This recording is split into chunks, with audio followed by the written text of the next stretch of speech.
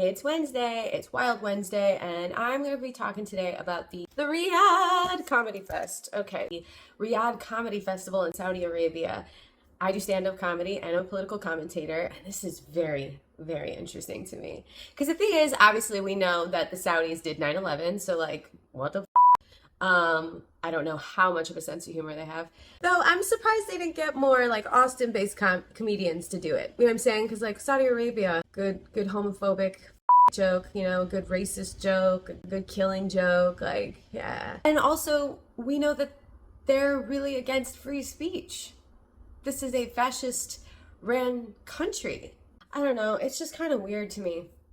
And like the thing is, for like the people that need the money, which some of them, by the way, don't. Okay, let's be real here. There are reasons why you would do this, right? Because sometimes it is life-changing money, and you need life-changing money, right? I get that. But for those that are on this ticket, and look who is on the ticket, by the way. I mean, Bill Burr. By the way, Dave Chappelle and Bill Burr are two of my favorite comics.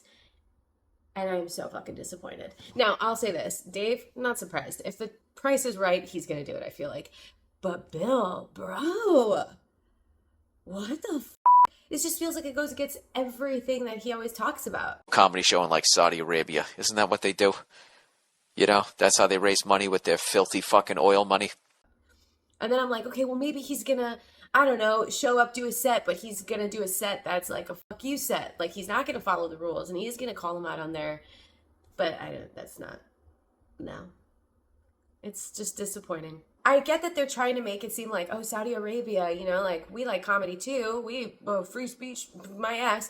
But, like, this is basically a private show for the rich Saudis. Like, they just put on their own private comedy show and are trying to use it as a guise for something else. And I don't like the fact that fucking comics from America took part in this shit.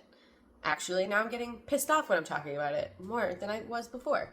All right, let's go down the lineup and talk about some of the comics that are doing this shit. But some of the names on here are disappointing, right? Like, let's see here. There's Aziz Ansari, Wayne Brady, Hannibal Buress, Bill Burr, Jimmy Carr, Dave Chappelle, Louis C.K., Whitney Cummings. Tim Dillon was on it, but then he was removed. They fired him because he was making jokes on his podcast. So, and I'll play you the clip. That's the thing I think that would bother me, is doing a show where they said you can't make fun of, and when it's something like a leader, you know what I mean? Like, wait, whoa. Because I get if someone's like, we don't want to do these types of jokes, this like no punching down, whatever, but this is just weird. It's weird. Pete Davidson, Chris DiStefano, Kevin Hart, Gabriel Iglesias, Jim Jeffries, Jessica Kirson, Joe Coy, Bobby Lee, Sebastian Maniscalco, who I think is funny too, and he's from Chicago. Sam Morril, Mark Norman, Russell Peters, Jeff Ross. I mean, like, it's like a, you know, Andrew Santino, Andrew Schultz, Tom Segura, Ali Sadiq, Ari Spears, Chris Tucker, Jack Whitehall. Like, there are so many people performing. But let's talk about a couple of them. Pete Davidson, interesting. But I'm going to say this. Of all of the comics that are doing this, the one I'm like, you know what? Okay, it's Pete Davidson. Because his dad died at 9/11. And so, like, I don't know, maybe this is his reparations. I've been getting a little bit of flack just because, like, my dad died 9/11. So they're like, how could you possibly go there? I just, you know, I get the routing and then I see the number and I go, I'll go. You know what I'm saying? Like, I'm like, okay, maybe you're getting yours from them because they took from you. Okay, maybe. But that's it. Outside of that, I can't. Shane Gillis. Totally give Shane Gillis props, because not only did they offer him a lot of fucking money, they offered him money, and when he said no, they doubled it, and he said no again, and then when they tried to come back to him with even more money, he said, I know that I have a number, I don't want to find out what it is, like, stop reaching out. And like, that's pretty awesome, because it's very honest. It's like, dude, I know that I could sell out for the right number, but I don't want to be a sellout, so please stop with the numbers. Like, I respect that a lot. Yeah, there was it's tight. They just went to the desert and just fucking. They were asking me to go to the Middle East soon. What? Where? Why? Saudi Arabia and UAE or Dubai. Dubai. I think I'm gonna pass. Yeah. For the troops? Is it for the troops? Not for the troops. What? It's for the Saudis. For the Saudi princes? Yeah, and everyone's like, yeah, you should do it. Everyone's doing it. It's like, for Saudis? Yeah. Weren't those the 9/11 guys? So I thought. Aren't they exactly the 9/11 guys? So Tim Dillon. Now, Tim Dillon originally said yes to it. He asked for $500,000, but they actually gave him $375,000. He said okay. And then they ended up firing him, which he gets to keep part of the money because they didn't, they're the ones who ended up cutting the ties. But it's because he made a joke about their leadership and them having slaves on his podcast. Well, they have slaves, then they kill Hey. Get over it. Get over it. So what? So what they have slaves? So what? My friend, not a friend, somebody I don't even know. I bumped into them in Tribeca. And he goes, I would never do that because I don't want to interact with slaves. I'm like, well, why not? They'd be deferential, right? I mean, I imagine the slaves in those countries are good at what they do. So I don't know what the fuck he thought he was going to be able to say on stage. They know he's gay. Also, by the way, my agent called me and told me they heard what you said about them having slaves. And I said, I was being positive about it. I was defending them. He goes, well, I know that. I know you were defending. I said, I was defending them for having slaves. I literally said slaves are probably hard workers and for the most part agreeable. But they didn't like that. I was saying that slaves were proud of some of the buildings they built. Now, I am very clear about the way I will do a gig. If I accept a gig, I am not going to break the rules of the gig. So I certainly wasn't going to show up in your country and insult the people that are paying me the money. One, it's illegal. So I wasn't really planning to go to a Saudi jail.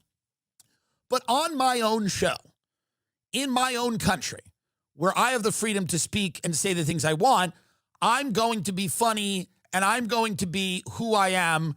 And if you're not buying that, I addressed it in a funny way and they fired me. They fired him because he said something on his podcast that he does here in America. Dude. Now, here's one that is surprising and not surprising. Is Kevin Hart. Not surprising because he doesn't say no to anything. But also kind of surprising because he is definitely in a position where he can say no to shit. I mean, they're not going to turn this into, you and The Rock on stage together in this next movie. Oh my God. Now I'm picturing, you know what I'm picturing? I'm picturing Kevin Hart's next movie. Him and The Rock go undercover as stand-up comics to try to save a journalist from being killed by the Saudi government. Surprise! They don't make it in time. They get stuck in the yucks, funded by the guys from 9/11. Problem is, and what bothers me about it, is just the fact that when you have people like Bill Burr, Dave Chappelle, and all these big names stepping up and saying like, oh yeah, the Saudis are cool. What? They kill people for their freedom of speech. What? They dismembered a journalist. What?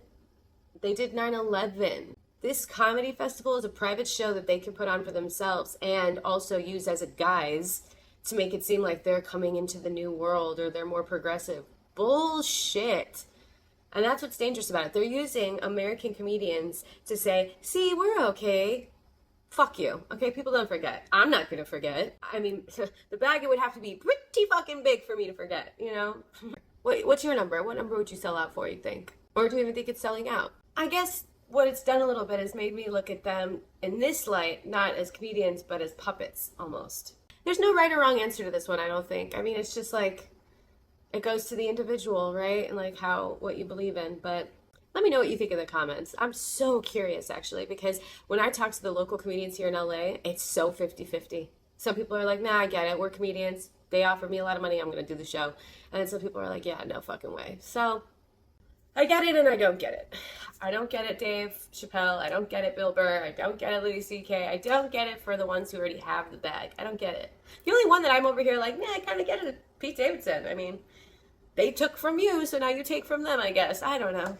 And it's interesting, too, because here I've asked, like, the local comics and stuff in the scene, like, how they feel about it. And it's a split thing. Some people are like, I don't give a shit. Like, they're comics. They're doing their job. They're getting paid good money. Fuck it, go do it. Where others are like, yeah, I don't know. Those guys did 9/11 and they don't believe in free speech, the thing that allows us to be able to do what we do. Anyway, let me know what you guys think in the comments. Would you take the bag? What's your number? What would they have to pay you to go? I don't have a number. I really can't figure that out. Anyway, this is Wild Wednesday, because that's wild. I come back tomorrow for Thirsty Thursday, where we're going to break down a few of the things that have happened in this week. Come back Friday for Friday's Fool. Okay, we're going to name the Fool of the Week. If you have nominations, throw them in the comments. Hit subscribe. That way I'm in the algorithm. Maybe other people can find me. You can find me faster. Whatever. Have a great day.